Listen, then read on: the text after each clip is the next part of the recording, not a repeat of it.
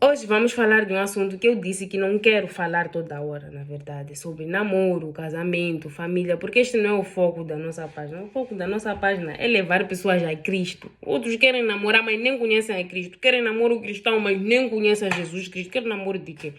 Mas eu quero aqui trazer esse assunto baseado numa pequena pesquisa que eu fiz usando uma ferramenta que muitos, na verdade, têm preconceito, que se chama ChatGPT. Muita gente liga isso a burrice. E não, usaste ChatGPT para fazer pesquisa. Yes, na verdade é tipo usar Google, mas de uma forma mais rápida, porque ele compila informações de diferentes sítios e tenta trazer o mais coerente. Então é só isso, é só mais uma ferramenta muito mais útil e muito mais rápida de pesquisa. Ontem vi um vídeo de um senhor que dizia que há 120 anos namoro nem sequer existia. Essas coisas de namoro começaram a existir agora. E a pergunta interessante é: como é que as pessoas se conheciam há muito tempo? E quão eficaz eram esses métodos de se conhecer e casar? Será que aqueles casamentos duravam? Então foi com base nisso que eu entrei no ChatGPT e fiz algumas pesquisas que eu quero ler e analisar convosco e abrir os vossos olhos. Aqui eu perguntei, quando e como começou o namoro no mundo? O namoro no sentido moderno começou no final do século XIX e no início do século XX, principalmente nos Estados Unidos. Antes disso, os casamentos eram arranjados ou formados por tradições de cortejo, sabe? Que são casamentos arranjados. Luana, você vai casar com o filho do senhor Feliciano. Não posso negar, não posso dizer. Aí você nascia, já tem esposo. Era assim que se fazia. Principais etapas: tempos antigos, cortejos e casamentos arranjados, foco na família, sobrevivência e economia. Então havia essa coisa de casamentos arranjados.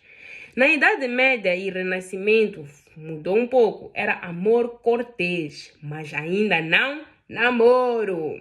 Séculos 18 a 19, cortejo sob supervisão familiar, com o objetivo de que casamento, não, pelo que eu entendo aqui, até que iam passear, mas a família estava sempre lá.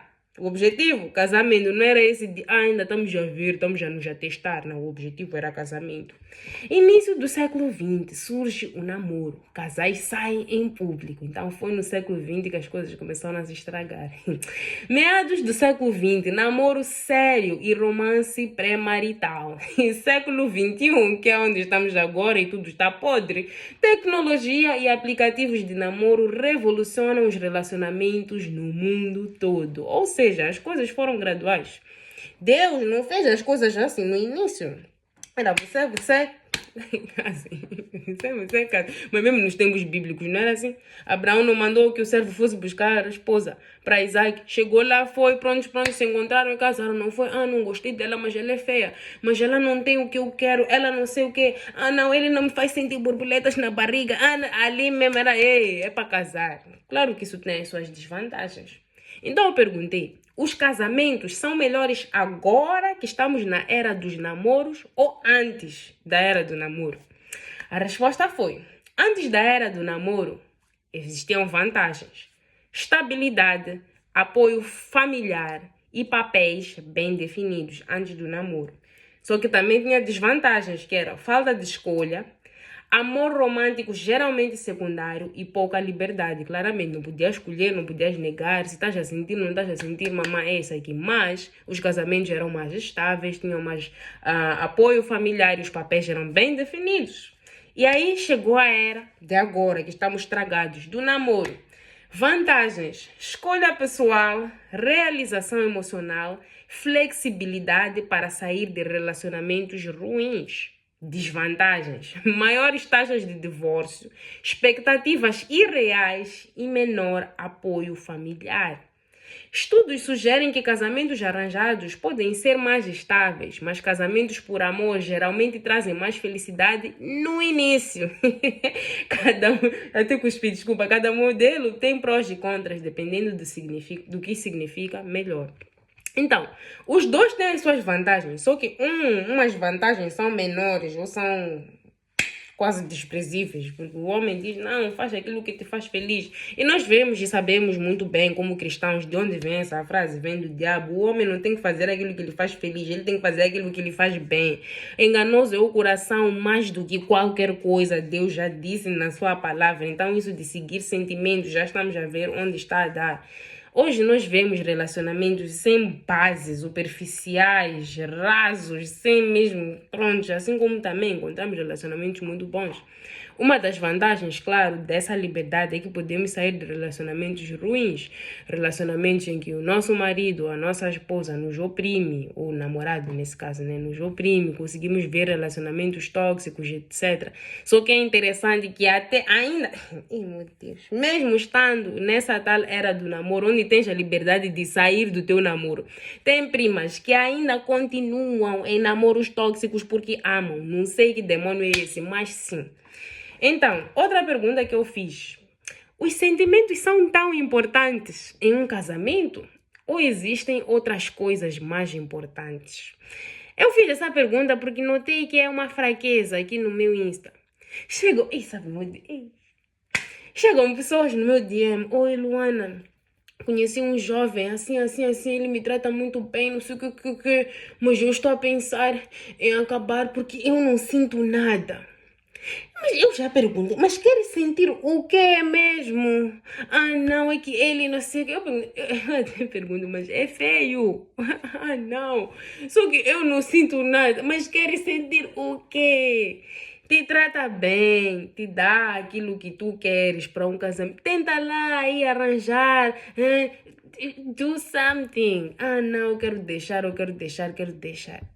Tal pessoa deixa, vai buscar um de acordo com os sentimentos dela, que lhe maltrata. Vejam só quão enganoso é o nosso coração. É sempre assim? Não, mas tem sido assim. Eu conheço a história de alguém que se arrependeu. Veio um jovem da igreja, não aguentou com a moça, tentou conquistar, cristão com cristão, se conquistar, ele conquistou ela negou. Anos e anos se passaram. Ele está casado com outra pessoa e ela está super arrependida. Porque queria seguir aquele sentimento. Ela não parou para olhar a razão, a parte lógica, a parte racional de um relacionamento, que é duas pessoas que se juntam para fazer a vida juntos. Se juntam para fazer a vida juntos. Para fazer a vida juntos. Então devem ser pessoas com os mesmos valores, pessoas, e o importante é aquela amizade, é aquele companheirismo. Isso ignorou todas essas faces e se focou nos sentimentos. Então a resposta foi: os sentimentos, tais como amor, atração, romance, são importantes, mas não suficientes sozinhos. Eles trazem proximidade e alegria, mas naturalmente sobem e descem com o tempo. Estão a ver os sentimentos? Você acorda, teus hormônios estão mais virados para a esquerda, não está a sentir nada, depois de para a direita estás a sentir muito. Então por isso nós não devemos nos guiar sempre no eu sinto. Irmãos, mesmo relacionamento com Deus não é assim. Muita gente aqui está perdida na fé porque eu não leio a Bíblia porque não sinto, não oro porque não sinto, por isso estão aí quase a abandonar a própria fé. Não é assim. Nem relacionamento com Deus, não funciona com sentimento. Jesus disse que todo aquele que me ama obedece, ou seja, há uma disciplina que deve ser seguida para que o teu relacionamento com Deus funcione. Então, se há disciplina no relacionamento com um Deus perfeito, quanto mais com outro ser humano. Há relacionamentos, eu quando falo de relacionamento estou a falar de namoro porque eu não sou casada, então não posso dar conselhos de casamento, né? Mas há relacionamentos que estão tão desequilibrados por falta de disciplina. As pessoas não entenderam que não é eu sinto, é disciplina.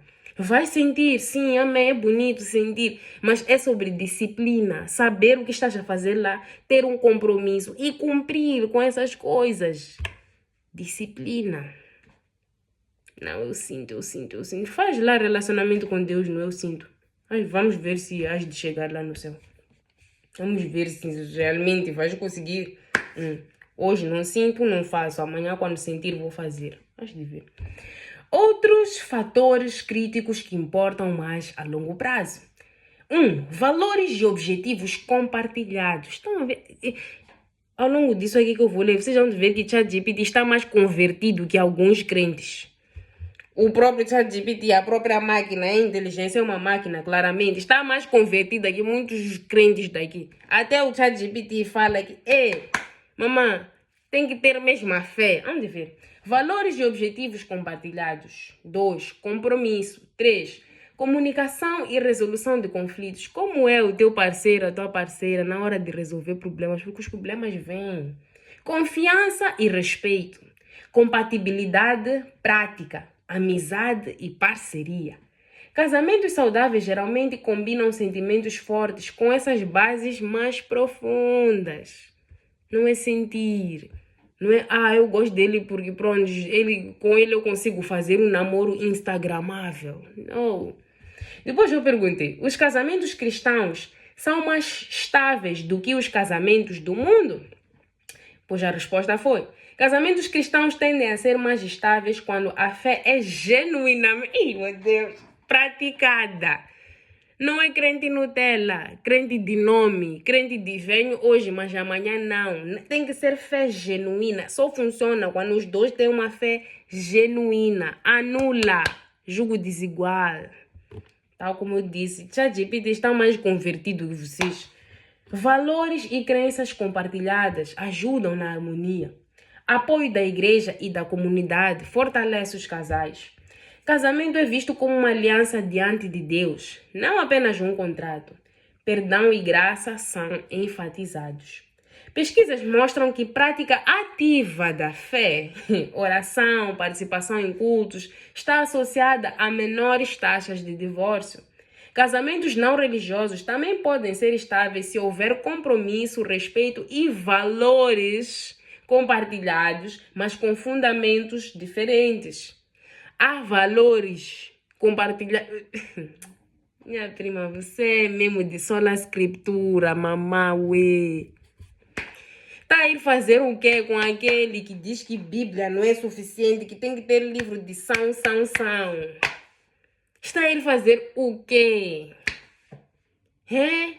Você é mesmo de quem? Sola gracia. Gratia. Só a Deus dê glória. Está a ir fazer o que lá do outro lado, mamãe?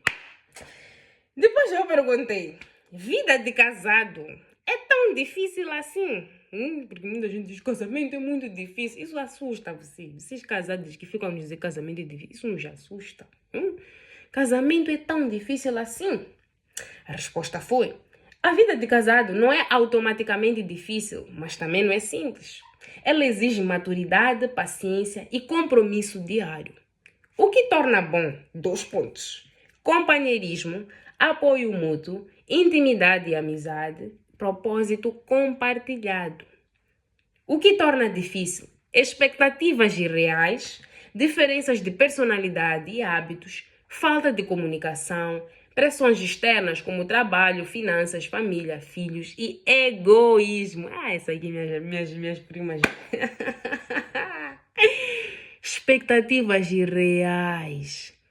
Entram no relacionamento, estou a falar de namoro, a pensar que todos os dias vai ser, ai meu Deus, vocês têm aquele dia que prontos, só estão lá como 2 amigos and it's fine. Pior namoro cristão que não é para andarem a se tocar toda hora. Não, hoje não senti meu coração a bater mais. Você mesmo quer apanhar, tem problemas de coração, porque sempre que estás com ele, teu coração tem que bater rápido. Não é sobre isso. O que ajuda?